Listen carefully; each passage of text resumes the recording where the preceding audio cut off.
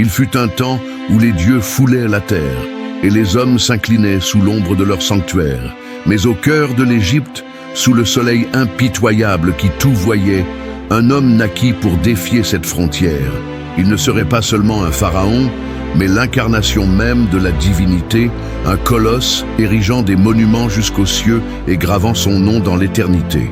Sa naissance ne fut pas un simple événement, mais le prélude d'une ère glorieuse, l'aube d'un empire pliant sous sa volonté. Son nom, Ramsès. L'an était vers 1303 avant Jésus-Christ, et l'Égypte, bien que puissante, aspirait à une grandeur absolue. Ramsès vit le jour comme fils de Séti Ier, le pharaon qui restaurait avec zèle, pouvoir et ordre après des temps troublés. Dès son premier souffle, le berceau de Ramsès ne fut pas de bois ou de roseau, mais forgé dans la promesse d'un trône divin. Son enfance ne suivit pas un cours ordinaire.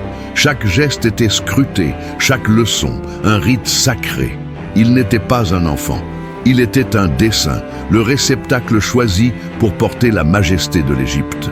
L'ombre de la couronne double pesait déjà sur son front avant qu'il ne comprenne ce qu'était un sceptre. Les dédales dorés du palais de Pi-Ramessès, la capitale éclatante bâtie par Séti, furent le véritable creuset de sa formation. Ce n'étaient pas de simples couloirs, mais les salles d'apprentissage d'un empire. Les plus savants scribes et prêtres du royaume, esprits semblables à des bibliothèques vivantes, furent ses mentors. Ramsès n'apprit pas seulement à lire et écrire les complexes hiéroglyphes. Il plongea dans les mystères des textes sacrés, dans les lois de Maat qui tissaient de l'ordre du cosmos égyptien et dans la hiérarchie complexe des dieux, Amon, Ré, Osiris, saisissant son rôle comme lien vital entre le monde mortel et le divin. La religion n'était pas une foi, c'était la politique, le pouvoir, la structure même de l'univers. Mais un pharaon ne régnait pas seulement par la sagesse, il régnait avec la force d'un lion.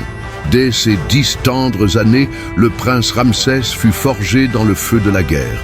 Sous l'œil vigilant de son père, Séti Ier, pharaon guerrier connaissant le goût du combat, Ramsès maîtrisa l'arc en faisant une extension de son propre bras.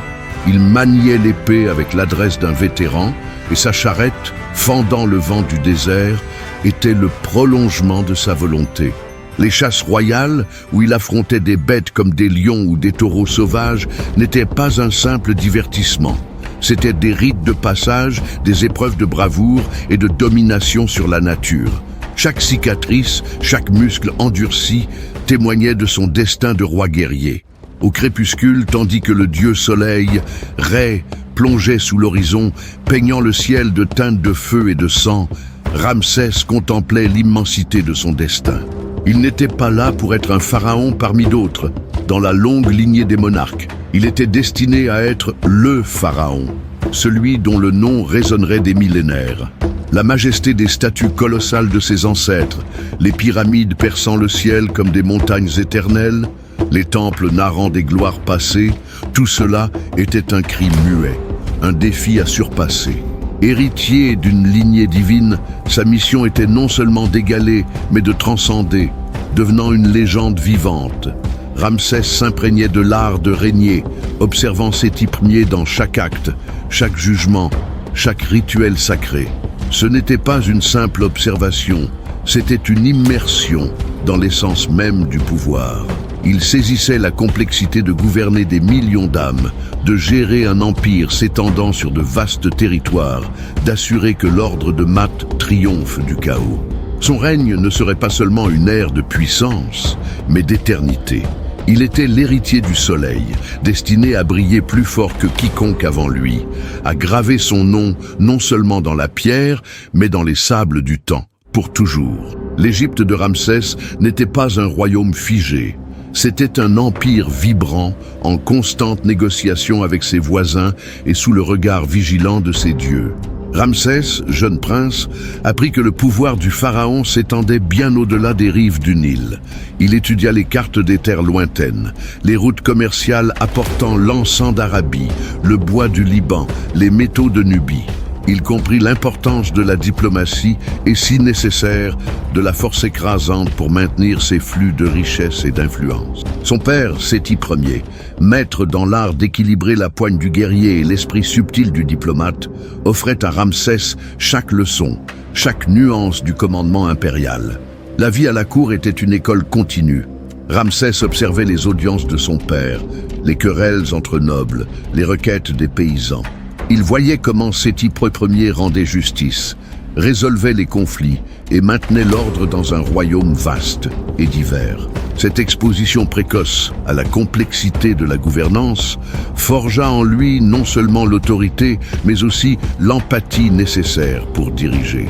Il comprenait que le bien-être de son peuple était lié à sa propre capacité à régner avec sagesse et justice, guidé par les lois immuables de Maat. Mais entre études et entraînement militaire, il y avait l'immersion dans les rituels sacrés. Ramsès participait aux grandes fêtes religieuses, aux processions célébrant les dieux, garantissant la fertilité du Nil et la prospérité de la terre. Il apprenait les chants, les gestes, la signification de chaque offrande. Ces cérémonies n'étaient pas de simples spectacles. Elles incarnaient son futur rôle de principal intercesseur entre les dieux et les hommes, grand prêtre de toute l'Égypte. Le lien avec le divin était la source de sa légitimité et de son pouvoir. Le poids des attentes était colossal. Chaque précepteur, chaque prêtre, chaque général voyait en Ramsès la promesse d'une nouvelle ère dorée. Il ne pouvait faillir.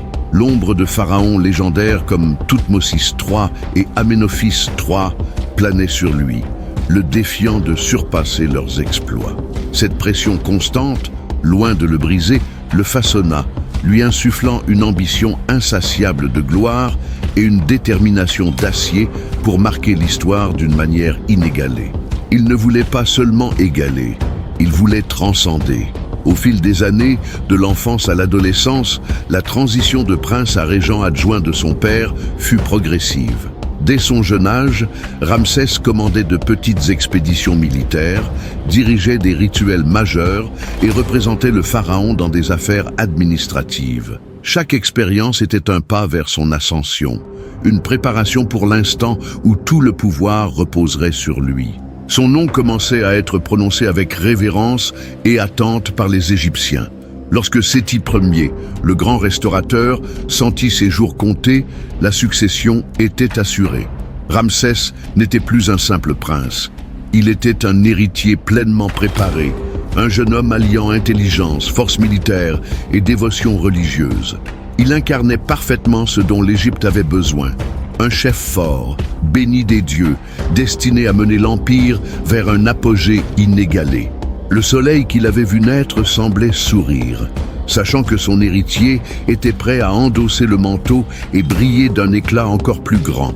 Le silence était presque tangible dans la grande salle d'audience, jadis résonnant des murmures de la cour et des voix des prêtres. Séti Ier, le père, le pharaon restaurateur, était parti pour les plaines d'Aarou, rejoignant les dieux et ses ancêtres. L'Égypte était en un limbo sacré, attendant l'ascension de son nouveau souverain. Ce ne serait pas une simple passation de pouvoir, mais la consécration d'un dieu sur terre. Le jeune Ramsès, à peine plus de 20 ans, s'apprêtait à franchir le seuil de la mortalité vers la divinité, à revêtir le manteau du pharaon, fils de Ré, héritier d'Osiris. Le moment de la couronne était un spectacle de faste et de mystère, un rituel millénaire liant le nouveau roi à une lignée ininterrompue de pouvoir divin. Au temple d'Amon à Karnak, cœur spirituel de l'Égypte, les grands prêtres, gardiens des secrets anciens, conduisaient la cérémonie. La couronne blanche du Haut-Égypte et la couronne rouge du Bas-Égypte seraient unies sur sa tête, symbolisant l'unification des deux terres sous son règne. Le sceptre et le fléau, emblème de son autorité et de la discipline qu'il imposerait, seraient placés dans ses mains. Chaque geste, chaque mot psalmodié par les prêtres était un acte de transformation. Ramsès n'était plus un homme, il était le pharaon, l'Horus vivant, l'incarnation de l'ordre divin. La transition vers la divinité était visible dans son allure. Le jeune homme impétueux mais rusé cédait la place à une figure de gravité et de majesté incontestable. Ses yeux, autrefois tournés vers l'entraînement et ses ambitions personnelles, portaient désormais le poids de millions d'âmes et la responsabilité de maintenir Maat dans un empire immense. Les attentes étaient énormes. Le peuple égyptien, habitué à la grandeur de ses pharaons, espérait que Ramsès non seulement préserve la prospérité et la sécurité, mais les surpasse. Il y avait une soif de gloire, un désir que l'Égypte, sous son commandement, atteigne un apogée sans précédent. Les premiers défis ne tardèrent pas. Un pharaon fraîchement couronné devait prouver sa valeur, non seulement aux dieux, mais à ses généraux, aux nobles ambitieux et aux royaumes voisins, toujours prêts à tester la force d'un nouveau souverain. Les frontières de l'Égypte, bien que protégées par Séti Ier, faisaient face à des menaces constantes des Hittites au nord et des tribus nubiennes au sud. Ramsès savait que pour asseoir son pouvoir, il lui faudrait non seulement des rituels et des proclamations, mais des actions décisives. Son ambition n'était pas seulement de régner, c'était de restaurer l'intégralité de l'empire égyptien à ses limites les plus glorieuses, voire de les étendre, surpassant les exploits de ses prédécesseurs. Ses premiers décrets reflétaient cette ambition.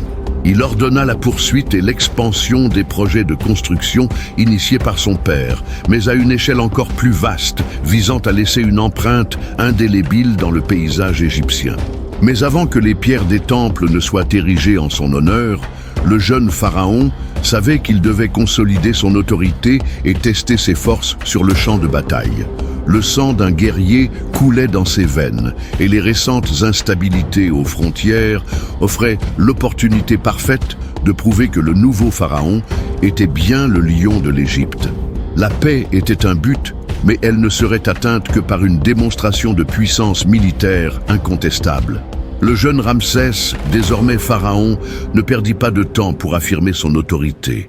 Le premier test de sa souveraineté ne vint pas seulement de l'intérieur, mais de loin. Les incursions des tribus nubiennes au sud, bien que mineures, rappelaient constamment que le pouvoir égyptien devait être projeté et défendu. Avec l'énergie et l'ambition d'un fraîchement couronné, Ramsès mena personnellement des expéditions vers les terres méridionales, prouvant sa compétence au combat et sécurisant les mines d'or et les routes commerciales vitales. Ces victoires rapides et décisives dans ces campagnes initiales furent un prélude aux défis plus grands à venir. Chacune de ces petites victoires était soigneusement consignée et glorifiée dans les annales de l'Empire, non seulement pour l'histoire, mais comme stratégie de propagande. Ramsès savait que l'image d'un pharaon victorieux était aussi cruciale que la victoire elle-même. Des stèles étaient érigées, des temples mineurs dédiés et des inscriptions à travers l'Égypte proclamaient la force et la sagesse du nouveau souverain. Il forgeait sa propre légende, suivant les traces de son père et grand-père, mais avec un zèle et une échelle qui les surpassaient. Son ambition était sans limite, et il cherchait à graver son nom sur chaque pierre de l'Égypte. La cour, autrefois sceptique quant aux capacités d'un jeune pharaon, commença à voir la détermination inébranlable de Ramsès. Il n'était pas une marionnette des prêtres ou des généraux plus âgés. Il était un leader à part entière, avec une vision claire pour l'Égypte. Ses conseillers le voyaient travailler sans relâche, participant aux conseils de guerre, supervisant les projets d'irrigation et recevant les ambassadeurs de royaumes lointains. Il restaurait véritablement le prestige égyptien, non seulement par la force militaire, mais par une gestion astucieuse et une projection d'une image de puissance. La prospérité interne de l'Égypte était aussi une priorité. Ramsès comprenait qu'un empire fort reposait sur un peuple prospère. Il supervisait l'entretien des canaux d'irrigation, essentiels à la fertilité du Nil, et veillait à ce que le commerce circule sans entrave. Ses actions, bien que moins glamour que les campagnes militaires, étaient fondamentales pour la stabilité et la richesse du royaume, fournissant les ressources nécessaires à ses futures ambitions grandioses. Mais le grand test approchait. Au nord, l'empire hittite, puissance montante, menaçait de plus en plus le contrôle égyptien sur les riches routes commerciales et territoires de la Syrie. Ce serait le théâtre où le jeune pharaon testerait son courage, sa stratégie et sa foi en les dieux à une échelle jamais imaginée. La tension entre les deux empires croissait et l'affrontement était inévitable. Ramsès, fraîchement couronné, n'hésiterait pas. Il avait été formé pour ce moment, pour relever le plus grand défi de son époque et asseoir sa place parmi les pharaons les plus glorieux de l'Égypte. Son règne venait à peine de commencer et le monde attendait déjà son prochain coup. Le grondement des roues des chars résonnait dans le désert syrien, présage d'une tempête imminente. Ramsès, le jeune pharaon, ne cherchait pas seulement une victoire, il visait une gloire surpassant ses ancêtres. Son destin l'appelait à Kadesh, ville stratégique convoitée, où l'empire égyptien et l'empire hittite, les deux plus grandes puissances du monde connu, s'affronteraient dans un règlement de comptes sanglant. Ramsès marcha avec 4 divisions, nommées d'après les dieux égyptiens, Amon, Ré, Ptah et Seth, menant personnellement l'avant-garde, la division d'Amon, avec la confiance d'un dieu en ascension. La marche à travers le désert fut longue et ardue, mais la détermination de Ramsès était inébranlable. Cependant, la guerre est un jeu de ruse et de tromperie. Le roi hittite Muwatalli II, stratège aussi sagace que le pharaon, avait préparé une embuscade. Ramsès, confiant dans les informations de 2 espions hittites capturés, en réalité des agents doubles, crut que l'armée ennemie était à distance sûre. Ce fut une erreur presque fatale, un faux pas de son inexpérience que les dieux, un instant, semblèrent tolérer. En approchant de Kadesh, alors que la division d'Amon établissait son camp, loin du reste de l'armée, la vérité éclata dans un nuage de poussière et d'acier. L'armée hittite principale, avec des milliers de chars et des dizaines de milliers de fantassins, n'était pas loin. Elle était cachée, attendant le moment parfait pour frapper. L'attaque hittite fut fulgurante. Un éclair qui frappa de plein fouet la division de Ré, mal préparée, qui suivait. Le chaos s'installa. Les guerriers égyptiens, pris par surprise, furent massacrés ou dispersés, leur formation brisée dans la panique. La division d'Amon, menée par Ramsès, se retrouva soudain isolée et encerclée par une mer d'ennemis. Les chars hittites, force de combat brutale, balayèrent le camp égyptien, détruisant tentes et fauchant des vies. Le jeune pharaon, se voyant fils de Ré, se retrouva dans une situation désespérée. Ses troupes étaient désorganisées, ses généraux paniqués. C'était le point culminant de la bataille, le moment où le destin de Ramsès et de l'Égypte entière vacillait. La gloire qu'il cherchait se muait en cauchemar d'une défaite imminente. Mais dans cet abîme, l'essence véritable du lion de l'Égypte émergea. Ramsès, seul dans son char, avec seulement quelques gardes royaux, refusa de battre en retraite. Il ne pouvait permettre à l'Égypte de tomber. La légende raconte qu'il invoqua Amon, son père divin, et sentit une force surhumaine le traverser. Armé de son arc, le pharaon tira des flèches avec une fureur divine, abattant hittite après hittite. Il se lança au cœur de la bataille, point solitaire de résistance contre la marée écrasante, sa bravoure inspirant les rares hommes encore à ses côtés. Sa silhouette, debout dans son char, encerclé d'ennemis, devint un phare d'espoir dans le chaos. Il ne se contenta pas de combattre. Il mena, par l'exemple, transformant le désespoir en une étincelle de résistance. La fortune de la bataille, qui semblait scellée, commençait à être défiée par la volonté indomptable d'un seul homme. Dans le chaos de l'île d'Ouassel à Kadesh, où le sang égyptien tachait la poussière syrienne, Ramsès, le jeune pharaon, incarna la légende qu'il forgeait. Avec la division de Ré disloquée et celle d'Amon sous une attaque écrasante, le désespoir s'installa. Mais là où beaucoup auraient fui ou capitulé, Ramsès, seul dans son char de guerre, devint un tourbillon de fureur divine. On raconte qu'il invoqua Amon, son père spirituel, et une force surhumaine l'envahit. Sa silhouette imposante, ornée de la couronne double, devint un phare de résistance. Il ne se contenta pas de résister. Ramsès lança une offensive, tache dorée et furieuse contre la mer de bronze hittite. Son arc vibrait sans cesse, lançant des flèches avec une précision mortelle, abattant ennemi après ennemi. À chaque hittite tombant, la détermination de Ramsès inspirait les quelques gardes royaux encore autour de lui. Contre toute attente, ils combattirent comme des lions, défendant leur pharaon jusqu'au dernier souffle. La simple présence de Ramsès, son courage inflexible face à une défaite certaine, commença à inverser la marée, transformant l'anarchie en une résistance acharnée et inattendue. La fortune de la bataille, scellée par la ruse hittite, changea avec l'arrivée inespérée de renforts égyptiens. Une unité nommée Néharine, peut-être des mercenaires ou des troupes d'élite en mission séparée, surgit au moment critique. Ils attaquèrent le flanc hittite, surprenant les envahisseurs occupés à piller le camp égyptien et à poursuivre les restes de la division de Rey. Cette attaque de flanc, combinée à la résistance désespérée et inspirante de Ramsès, ouvrit une brèche. Les Hittites, qui se croyaient victorieux, se retrouvèrent soudain pris au piège, entre la fureur du pharaon et l'arrivée des nouveaux combattants. Le chaos s'inversa. L'avant-garde hittite, trop avancée par rapport à ses propres lignes, fut sous un feu croisé. Beaucoup furent contraints de battre en retraite en désordre, se jetant dans l'Oronte pour fuir, où nombre d'entre eux se noyèrent. L'opportunité d'une victoire écrasante fut arrachée des mains de Muwatalli II par la pure détermination et la chance de Ramsès. La bataille de Kadesh s'acheva sur un statu quo tactique. Aucun camp n'obtint une victoire décisive sur le champ de bataille, mais la narration serait écrite par les Égyptiens. Pour Ramsès, le quasi-désastre s'était transformé en un témoignage de sa bravoure personnelle et de l'intervention divine. Il rentra en Égypte en héros, son image glorifiée dans des reliefs et inscriptions ornant les temples à travers le royaume. Le lion de l'Égypte avait rugi, et même face à l'adversité la plus cruelle, il n'avait pas cédé.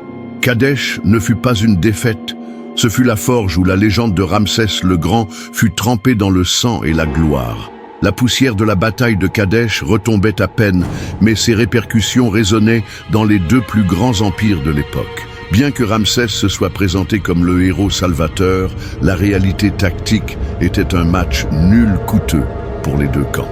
Ni l'Égypte ne put anéantir l'empire hittite et reprendre le contrôle total de la Syrie, ni les Hittites ne purent briser la puissance égyptienne dans la région. L'épuisement de la guerre était palpable et une nouvelle vision s'imposait, au-delà du champ de bataille, la diplomatie. Ramsès le Grand, avec une ruse politique aussi affûtée que son épée, comprit cette réalité. Il savait qu'une guerre prolongée viderait les ressources de son vaste empire et détournerait son attention d'un projet plus crucial, bâtir un héritage éternel en pierre. Malgré la propagande égyptienne glorifiant sa bravoure à Kadesh, le pharaon était pragmatique.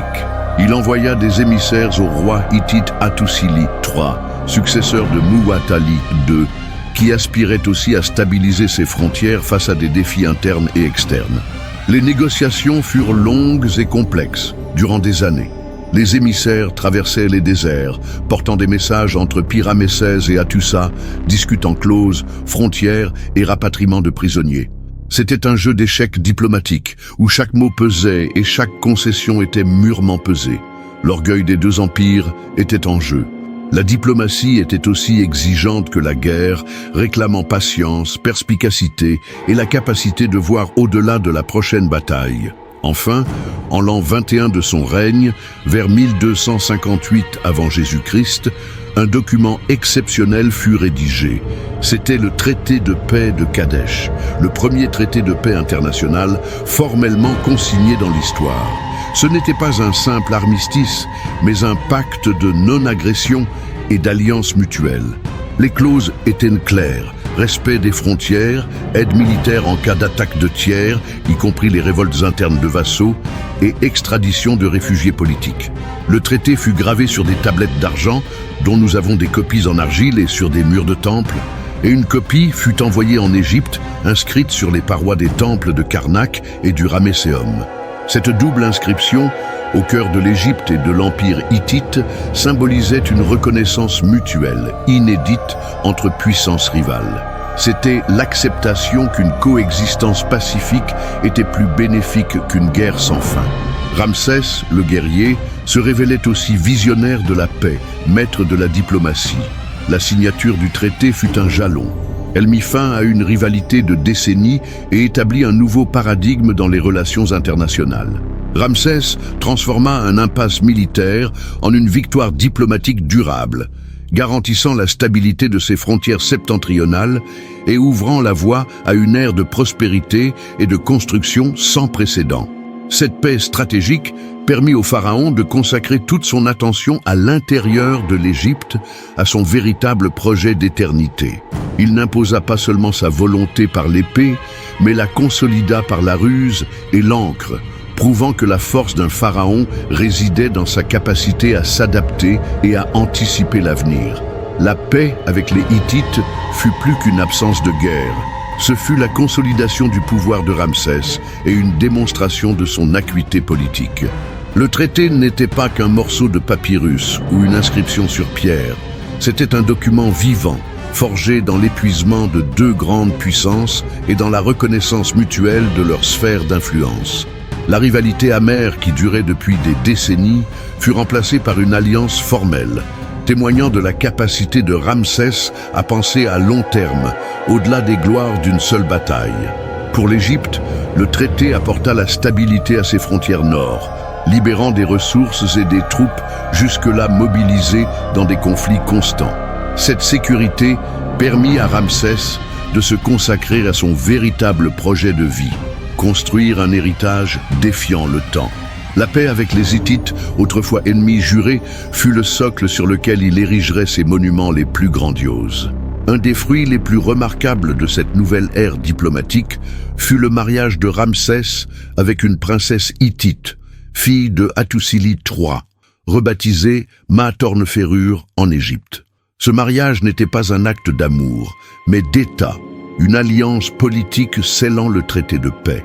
L'arrivée de la princesse hittite en Égypte, avec tout le faste, fut un événement majeur, célébré et gravé dans des reliefs, symbolisant l'union et la prospérité entre les deux empires jadis en guerre. La vision de Ramsès allait au-delà de la victoire militaire.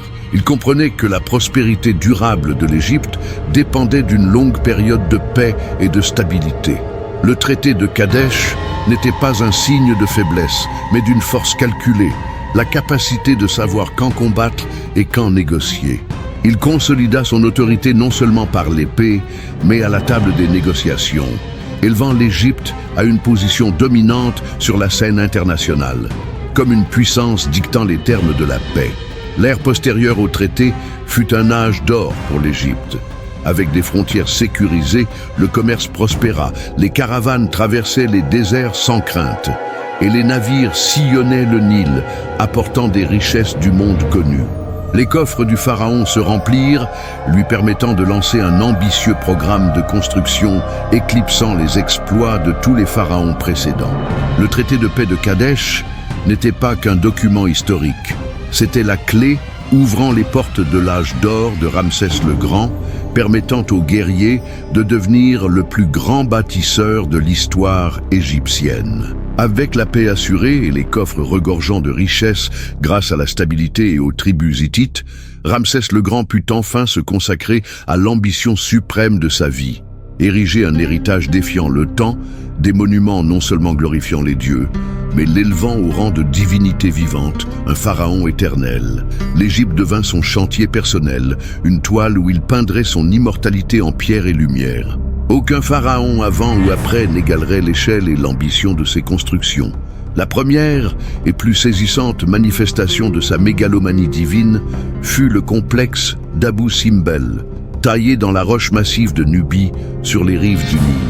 Ce n'était pas seulement un temple, c'était une déclaration de puissance, un avertissement imposant au peuple du Sud et un témoignage de la divinité de Ramsès. Ces 4 statues colossales, de 20 mètres de haut, sculptées directement dans la falaise, représentaient le pharaon à une échelle inégalée. 2 d'entre elles, assises majestueusement à l'entrée du grand temple, semblaient contempler le passage des millénaires avec une sérénité divine. Le temple était un prodige d'ingénierie, conçu pour que 2 fois par an, les rayons du soleil pénètrent le sanctuaire intérieur, éclairant les statues des dieux et, surtout, l'effigie de Ramsès. C'était la lumière de Ré embrassant son fils terrestre. À Thèbes, ancienne capitale religieuse, le pharaon ne se contenta pas de bâtir. Il surpassa. Le complexe de Karnak, déjà un ensemble monumental de temples, vit Ramsès apposer sa marque indélébile. La grande salle hypostyle, commencée par Séti Ier, fut achevée et ornée sous sa direction.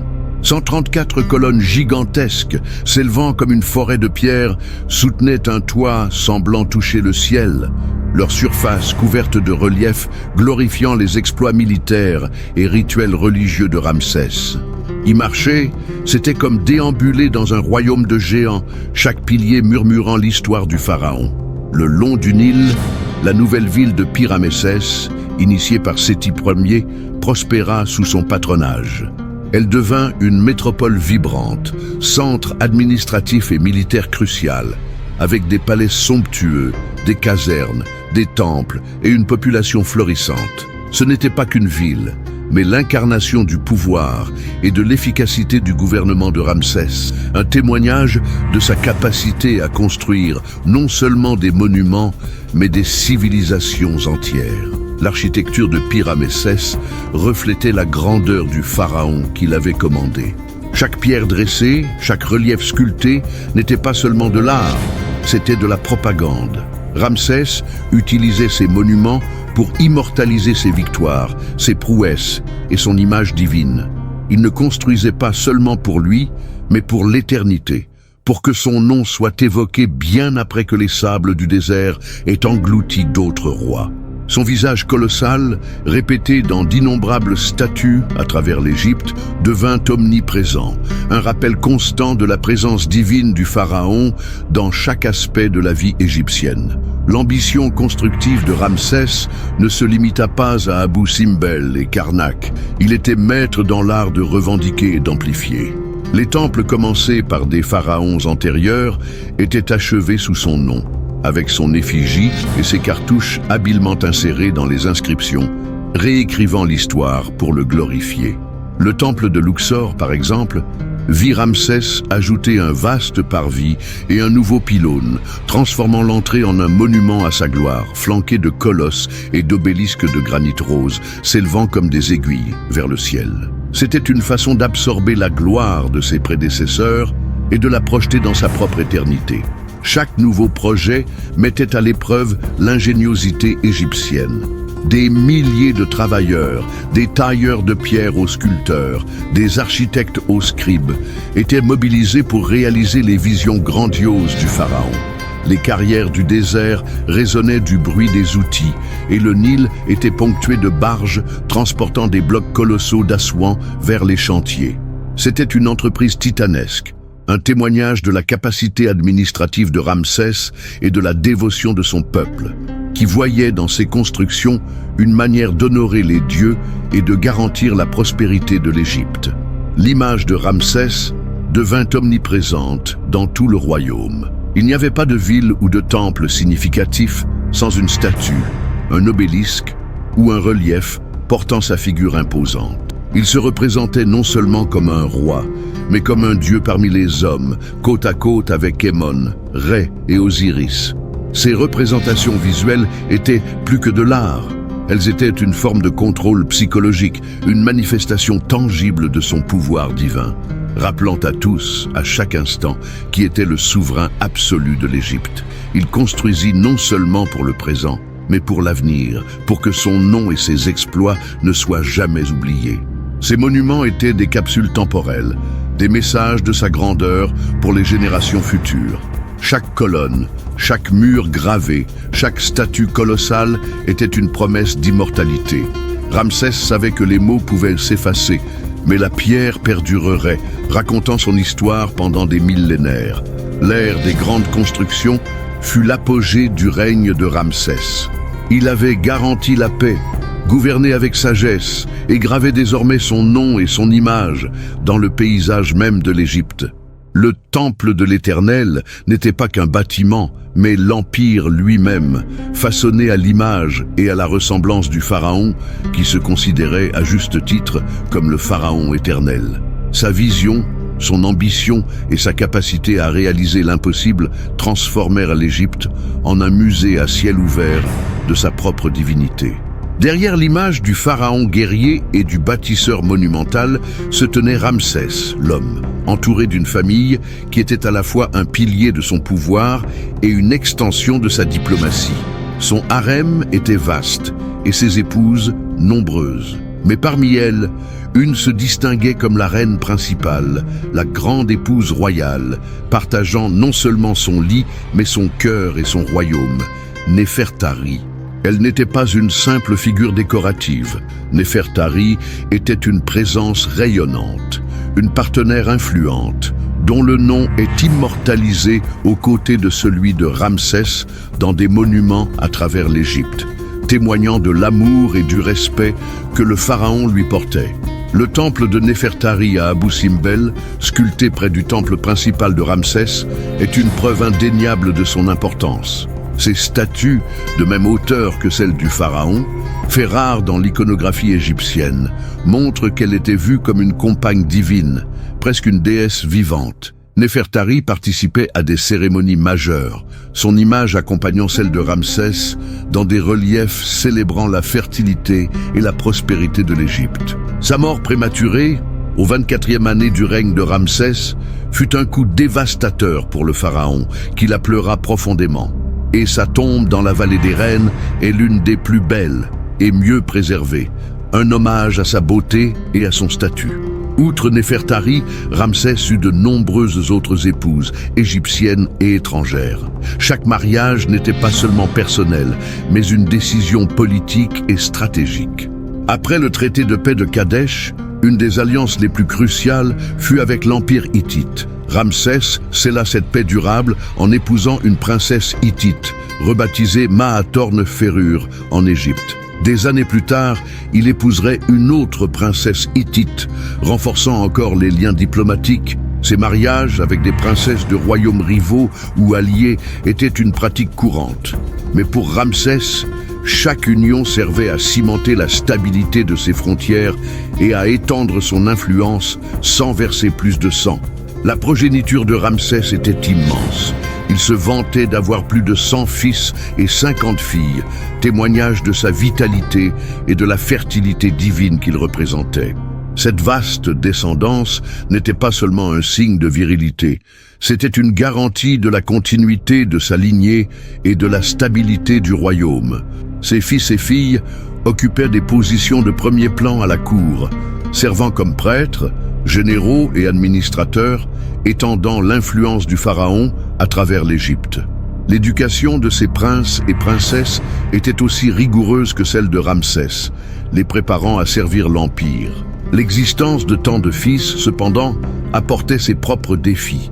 La question de la succession était une préoccupation constante. Bien que le premier-né de Néfertari, Amun-Her-Khepeshef, fut l'héritier présomptif, la longue vie de Ramsès signifiait que beaucoup de ses fils mourraient avant lui. Cet aspect de sa vie, la longévité qui le rendit légendaire, l'obligeait aussi à voir passer des générations de sa propre chair et sang, un poids que peu de monarques de l'Antiquité connurent. La famille royale était en effet le pouvoir derrière le trône, mais aussi le miroir des joies et des peines d'un pharaon cherchant à contrôler même le cours du temps. La vaste progéniture de Ramsès II n'était pas seulement un signe de sa virilité ou de la bénédiction des dieux, c'était un réseau complexe de pouvoir et d'influence s'étendant à travers l'Empire. Ses fils aînés en particulier étaient des figures de proue, beaucoup désignés pour des rôles cruciaux.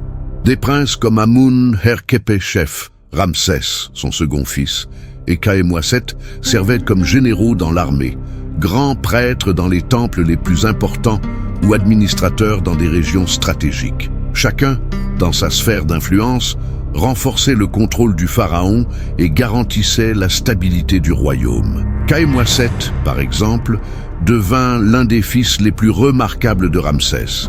Non guerrier, mais prêtre de Ptah à Memphis, il était un égyptologue avant l'heure. Il se consacra à la restauration de monuments anciens, identifiant et préservant les tombes et temples de pharaons antérieurs. Cette passion pour l'histoire, et la préservation du patrimoine égyptien, encouragés par Ramsès, servaient à lier la grandeur du passé à l'autorité du présent, consolidant la légitimité de la dynastie ramesside. La sagesse et l'érudition de Khaemouasset étaient aussi vitales pour l'Empire que la force militaire de ses frères. Les princesses jouaient aussi des rôles majeurs, bien que plus discrets. Elles épousaient souvent des nobles influents, scellant des alliances et tissant un réseau de loyauté envers la couronne.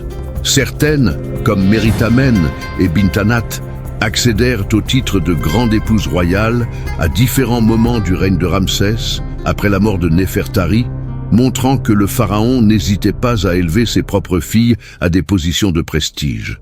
Cette pratique, bien qu'inhabituelle dans d'autres empires, renforçait le caractère divin et exclusif de la lignée royale égyptienne. La dynamique familiale, toutefois, était complexe.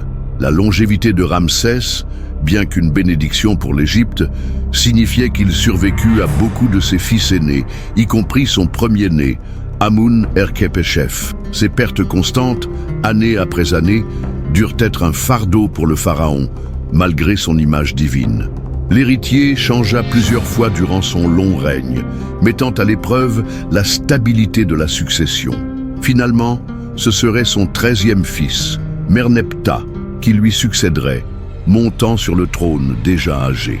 Malgré les pertes personnelles, Ramsès maintint un contrôle absolu sur sa famille et par extension sur l'Empire. Il utilisait ses mariages politiques et la répartition stratégique de ses fils dans des postes clés pour garantir la stabilité et l'unité de l'Égypte. La force de sa famille reflétait celle de son règne. La dimension familiale de Ramsès n'était pas seulement une question d'affection, mais de continuité et d'éternité de sa dynastie. Un pouvoir projeté à travers la lignée et la diplomatie, assurant que le trône resterait fermement dans les mains de sa maison, même après son départ pour le royaume d'Osiris. La famille royale était, en essence, le moteur silencieux et vital derrière le pharaon éternel. Le soleil de l'Égypte, qui avait vu l'ascension glorieuse de Ramsès, projetait désormais des ombres plus longues sur la terre et sur le pharaon lui-même. Des décennies s'étaient écoulées depuis Kadesh, les grandes constructions et les mariages stratégiques. Ramsès le Grand avait atteint un âge que peu dans l'Antiquité osaient même imaginer. Il régna pendant 66 ans, une durée si vaste que la plupart de ses sujets n'avaient connu aucun autre souverain. Sa longévité, jadis perçue comme une bénédiction divine, s'accompagnait désormais de l'usure implacable du temps. Le corps, autrefois celui d'un guerrier vigoureux, d'un bâtisseur infatigable et d'un amant prolifique, commençait à fléchir. Les chroniques suggèrent qu'en ces dernières années, Ramsès souffrait d'une arthrite sévère, courbant son dos et l'empêchant de marcher sans aide. Ses dents, autrefois robustes, étaient usées et infestées d'abcès, source constante de douleur. Sa vue et son ouïe, jadis aiguisées, déclinaient et l'esprit qui avait conçu des stratégies et gouverné un empire avec brio connaissait désormais la lenteur de la vieillesse. C'était l'ombre du temps rattrapant le fils même de Rê. Malgré ce déclin physique, l'autorité de Ramsès restait absolument incontestable jusqu'à son dernier souffle. Il ne devint ni un roi faible, ni une marionnette de ses conseillers. Au contraire, son expérience accumulée sur plus de 6 décennies au trône lui conférait une sagesse et un prestige inégalables. Les décisions majeures passaient encore par lui, et sa parole faisait loi. L'Égypte, habituée à sa présence constante au pouvoir, continuait de fonctionner sous sa direction. Cependant, la vieillesse apportait une douleur différente, la perte continue d'être chère. Ramsès assista à la mort de nombreuses épouses, dont l'aimé Néfertari, et plus douloureusement de ses fils aînés. Le prince Amun-Herkhepeshef, son premier-né et héritier naturel, décéda. Puis Ramsès, son second fils, partit aussi. Et ainsi de suite, la longévité du pharaon signifiait voir plusieurs générations de sa propre chair et sang emportées dans le Duat avant lui. Cette succession de pertes dut être un fardeau lourd, un rappel cruel de la mortalité, même pour un homme se considérant divin. L'inquiétude pour sa propre mortalité et la préparation pour l'au-delà devinrent plus prégnantes dans ses pensées. Lui, qui avait construit pour l'éternité, se préparait désormais à sa propre quête éternelle. Des rituels funéraires, les offrandes aux dieux, les préparatifs de sa tombe dans la vallée des rois devinrent des priorités. Le passage vers l'autre monde n'était pas une fin, mais une continuation de son existence divine, et tout devait être parfait pour garantir sa résurrection parmi les dieux. La grandeur de son règne s'étendrait jusqu'à la mort elle-même.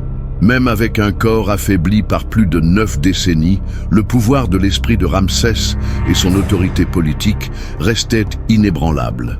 Il était le soleil, ne se couchant jamais sur l'Égypte. Les documents de l'époque montrent que même dans ses années les plus avancées, il continuait à signer des décrets, recevoir des émissaires et superviser les grandes affaires d'État.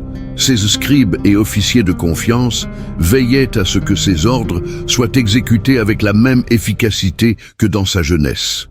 La bureaucratie de l'Empire, si vaste et complexe, dépendait de sa présence et de sa direction, et il la fournissait jusqu'à la fin. Le pharaon utilisait sa longévité comme une preuve supplémentaire de sa connexion divine. Vivre si longtemps, avec un tel pouvoir, était vu comme un signe de la faveur des dieux, une confirmation de son élection pour gouverner l'Égypte. Cette perception renforçait sa légitimité et la dévotion de ses sujets, qui le voyaient non seulement comme un roi, mais comme une entité presque immortelle, un dieu parmi les hommes.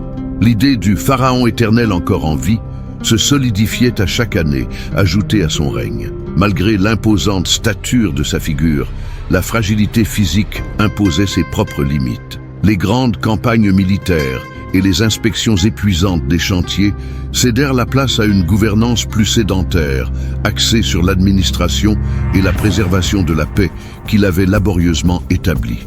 L'ère de son expansion maximale était terminée, laissant place à une phase de consolidation et de préservation de son vaste empire. La succession, sujet délicat pour toute monarchie, fut particulièrement complexe pour Ramsès en raison de sa vie extraordinairement longue. Comme beaucoup de ses fils aînés moururent avant lui, le chemin vers le trône fut redéfini à plusieurs reprises. Finalement, le prince Merneptah, son 13e fils et le 4e nommé héritier, serait le seul à lui survivre et à endosser le manteau du pharaon. Cette transition, bien qu'inévitable, montrait la résilience du système de succession égyptien et la capacité de Ramsès à préparer ses héritiers, même lorsque le destin bouleversait l'ordre naturel. À la fin de sa vie, le pharaon, qui avait gouverné l'Égypte pendant plus de 6 décennies, était une figure vénérée et légendaire. Son corps pouvait être faible, mais son esprit et son autorité restaient solides, comme les piliers de ses propres temples. Il avait bâti un empire de pierre et de gloire, et maintenant, au crépuscule de son existence, il se préparait à la plus grande des aventures, le passage vers le Duat, où il espérait régner éternellement aux côtés des dieux qu'il avait tant honorés et incarnés. Sa vieillesse n'était pas un déclin de pouvoir, mais l'aboutissement d'une vie vécue avec une autorité et une gloire ininterrompues. Le règne exceptionnellement long de Ramsès II le Grand prit fin en l'an 1213 avant Jésus-Christ. Après 66 ans sur le trône, l'homme qui avait incarné l'Égypte elle-même, qui avait érigé des monuments à sa propre divinité et conduit son empire à un apogée sans précédent, succomba enfin à la main inéluctable du temps. Sa mort, bien qu'un événement de proportions cosmiques pour les Égyptiens, marqua le début d'une nouvelle phase de son existence, celle qui le transformerait de pharaon en légende éternelle. La préparation pour cet instant avait duré des décennies, et maintenant, le voyage final de Ramsès vers le Duat, le royaume des morts, commençait. La momification de Ramsès fut un processus aussi grandiose et méticuleux que sa vie. Ses embaumeurs, utilisant les techniques les plus avancées de l'époque, travaillèrent pendant 70 jours pour préserver son corps, garantissant qu'il soit prêt pour l'au-delà. Chaque organe fut retiré et placé dans des vases canopes. Son corps fut traité avec du natron, des huiles et des résines aromatiques, et enfin enveloppé dans des centaines de mètres de bandelettes de lin fin. L'objectif n'était pas seulement de préserver la chair, mais de s'assurer que l'âme du pharaon, son Ka et son Ba, puissent revenir au corps et jouir de l'éternité promise. C'était l'aboutissement d'une vie dédiée à atteindre l'immortalité. Un rite sacré le consacrant définitivement parmi les dieux. Le corps momifié de Ramsès fut alors placé dans un cercueil d'or, incrusté de joyaux et de hiéroglyphes, puis dans plusieurs sarcophages emboîtés, comme un coffre de trésors pour l'au-delà. Sa tombe, dans la vallée des rois, KV7, fut creusée et décorée avec la magnificence attendue d'un roi de son envergure. Les murs relataient son voyage à travers l'au-delà, les rituels assurant son passage sûr et sa résurrection éternelle. C'était une forteresse pour sa vie après la mort, protégée par des sortilèges et des malédictions contre ceux qui oseraient troubler son repos divin. L'impact immédiat de son règne se fit sentir pendant des générations. Merneptah, son 13e fils, monta sur le trône, déjà âgé, pour tenter de maintenir la stabilité bâtie par son père. Mais l'héritage de Ramsès s'étendait bien au-delà de sa succession directe. Il laissa une Égypte prospère, un empire aux frontières sécurisées et à l'économie robuste, fruit d'années de paix et d'une administration efficace. La stabilité ramesside, forgée sous son long et glorieux règne, fournit les bases pour que l'Égypte reste une puissance pendant un temps, même si le déclin était inévitable dans les siècles suivants. Mais le véritable héritage de Ramsès le Grand était gravé dans le paysage même de l'Égypte et dans l'esprit de son peuple.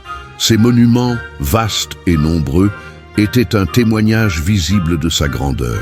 Abou Simbel, le Ramesséum, les ajouts à Karnak et Luxor, chacun servait de rappel perpétuel de l'âge d'or de Ramsès. Son image, reproduite dans des statues colossales à travers le royaume, devint le visage du pouvoir pharaonique, synonyme de force, de divinité et d'éternité.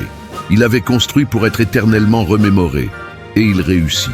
Le nom de Ramsès II résonna à travers les millénaires, devenant synonyme de pharaon pour de nombreuses civilisations ultérieures. Pour les Grecs et les Romains, il était le Ozymandias de leurs récits et poèmes, un géant dont les ruines inspiraient encore admiration et une certaine crainte face à l'éphémérité de la grandeur humaine. Ces monuments, dont beaucoup se dressent encore majestueusement aujourd'hui, sont des témoignages silencieux d'une ère de puissance et d'une volonté indomptable. Ils attirent des millions de visiteurs chaque année, émerveillés par l'échelle et la beauté de sa vision. Mais sa présence ne se limita pas à l'architecture. La figure de Ramsès II inspira d'innombrables histoires et mythes, devenant l'un des pharaons les plus représentés dans la littérature, le cinéma et la culture populaire.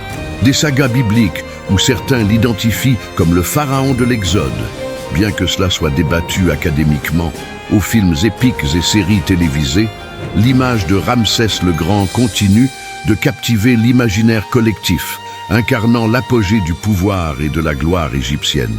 Il transcenda l'histoire pour devenir une icône. La redécouverte de sa momie au XIXe siècle fut un événement d'ampleur mondiale. Trouvée dans la tombe d'Aménophis II, KV35, à Deir el-Bahari, sa momie était remarquablement bien préservée, permettant aux scientifiques modernes de l'étudier en détail. Voir le visage du pharaon, qui avait régné il y a plus de 3000 ans, fut un lien tangible avec le passé, une preuve irréfutable de son existence et de sa quête d'immortalité. Sa momie est aujourd'hui une des principales attractions du Musée national de la civilisation égyptienne, un hommage final à l'homme devenu l'incarnation même de l'éternité. L'influence de Ramsès II sur l'histoire de l'Égypte est immense. Son règne marqua le dernier grand apogée du Nouvel Empire, une période de force, de prospérité et de stabilité difficile à égaler pour ses successeurs. Il laissa un précédent de gouvernance et de magnificence qui inspira d'autres pharaons à tenter, en vain, d'imiter son échelle. La paix avec les Hittites, les campagnes militaires victorieuses, le vaste programme de construction et la longévité même du pharaon créèrent une image de pouvoir et de divinité résonnant à travers les millénaires. En fin de compte, Ramsès II ne fut pas seulement un pharaon. Il fut une force de la nature, un demi-dieu qui façonna le paysage, la politique et la perception de son époque. Son héritage ne réside pas seulement dans les pierres imposantes de ses temples ou les textes glorifiant ses exploits. Il réside dans la persistance de son nom, dans l'omniprésence de son image et dans la capacité de son histoire à continuer de nous fasciner, des millénaires après son passage. Il est en vérité le pharaon éternel, l'homme dont le nom le temps n'a pu effacer. Si vous avez aimé cette histoire, abonnez-vous à la chaîne, aimez et laissez votre commentaire. C'est la chaîne des empereurs. À la prochaine.